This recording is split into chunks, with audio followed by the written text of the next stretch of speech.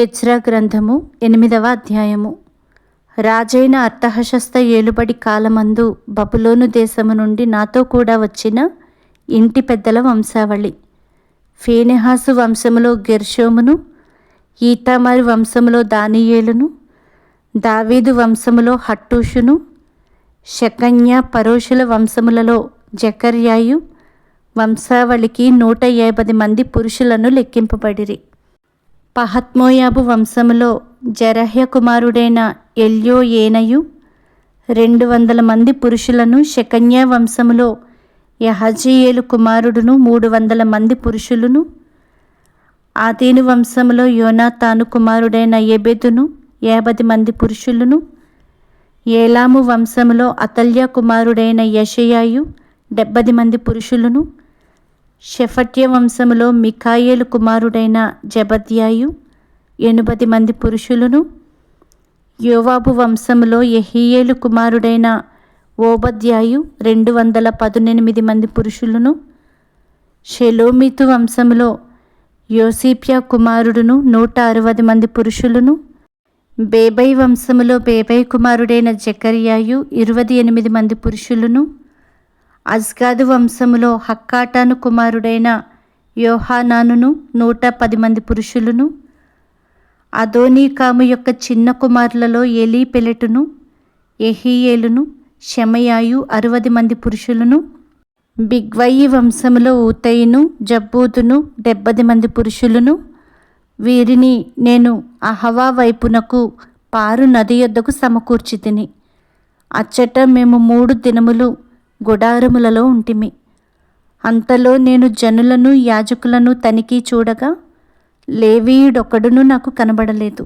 అప్పుడు నేను పెద్దలైన ఎలీయెజరు, అరీయేలు, షెమయ, ఎల్నాతాను, యారీబు, ఎల్నాతాను, నాతాను, జకర్యా, మెషుల్లాము అనువారిని, ఉపదేశకులకు యయారీబు, ఎల్నాతానులను పిలువనంపించి కాసిప్యా అను స్థలమందుండు అధికారి అయిన యిద్దో యొద్దకు వారిని పంపి, మా దేవుని మందిరమునకు పరిచారకులను మా యొద్దకు తీసుకొని వచ్చినట్లుగా కాసిప్యా అను స్థలమందుండు యిద్దోతోనూ అతని బంధువులైన నెతీనీయులతోనూ చెప్పవలసిన మాటలను వారికి తెలియజెప్పితిని.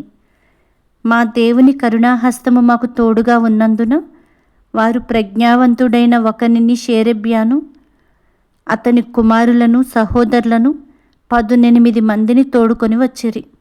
ఆ ప్రజ్ఞావంతుడు మహలి కుమారులలో ఒకడు.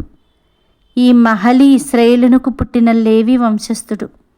హషబ్యాను అతనితో కూడా మెరారీయుడగు యెషయాను అతని బంధువులను వారి కుమారులునైన 20 మందిని వారు తోడుకొని వచ్చిరి.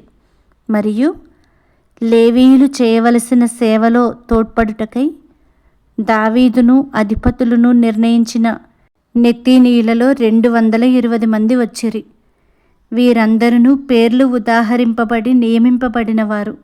అప్పుడు దేవుని సన్నిధిని మమ్మును మేము దుఃఖపరచుకొని మాకును మా చిన్నవారికిని మా ఆస్తికిని శుభ ప్రయాణము కలుగునట్లుగా ఆయనను వేడుకొనుటకు అహవా నది దగ్గర ఉపవాసముండుడని ప్రకటించితిని.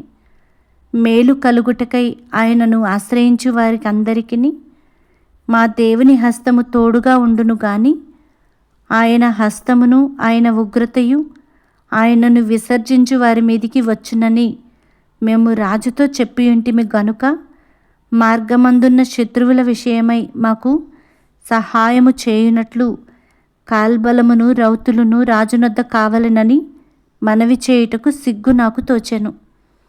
మేము ఉపవాసముండి ఆ సంగతిని బట్టి మా దేవుని వేడుకొనగా ఆయన మా మనవిని అంగీకరించెను.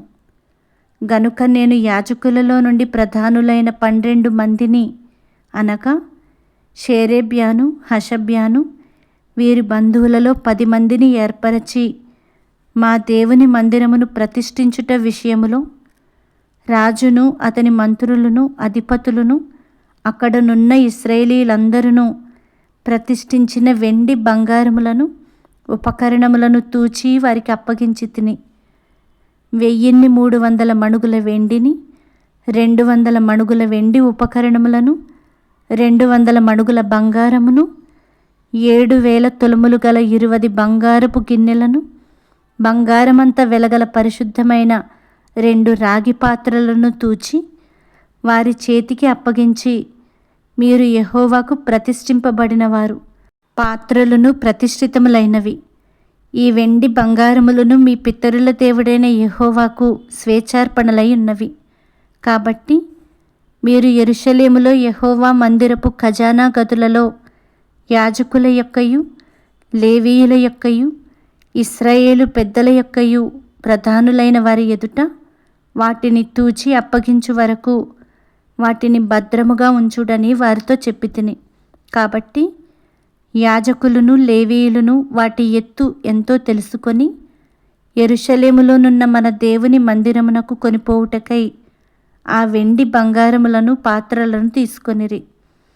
మేము మొదటి నెల 12వ దినమందు యెరూషలేమునకు వచ్చుటకై అహవా నది నుండి బయలుదేరగా, మా దేవుని హస్తము మాకు తోడుగా ఉండి శత్రువుల చేతిలో నుండియు, మార్గమందు పొంచియున్న వారి చేతిలో నుండియు మమ్మను తప్పించినందున మేము యెరూషలేమునకు వచ్చి 3 దినములు అక్కడ బస చేసితిమి. 4వ దినమున వెండి బంగారములను, పాత్రలను మా దేవుని మందిరమందు యాజకుడైన ఊరియా కుమారుడైన మెరేమోతు చేత తూనిక వేయబడెను. అతనితో కూడా ఫీనెహాసు కుమారుడైన ఎలియాజరు ఉండెను.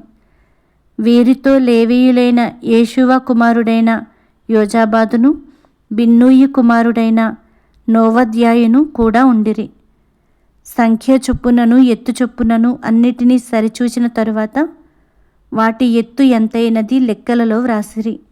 మరియు చెరలోనికి కొనిపోబడిన వారికి పుట్టి చెర నుండి విడుదల నొంది తిరిగి వచ్చిన వారు ఇశ్రాయేలీల దేవునికి దహన బలులు అర్పించిరి. ఇశ్రాయేలీలందరి కొరకు 12 ఎడ్లను, 96 పొట్టేళ్లను, 77 గొర్రెపిల్లలను, పాప పరిహారార్థ బలిగా 12 మేకపోతులను తెచ్చి అన్నిటినీ దహనబలిగా యెహోవాకు అర్పించిరి. వారు రాజు యొక్క నిర్ణయములను రాజు యొక్క సేనాధిపతులకును, నది యువతలనున్న అధికారులకును అప్పగించిన తరువాత వీరు జనులకును దేవుని మందిరపు పనికిని సహాయము చేసిరి.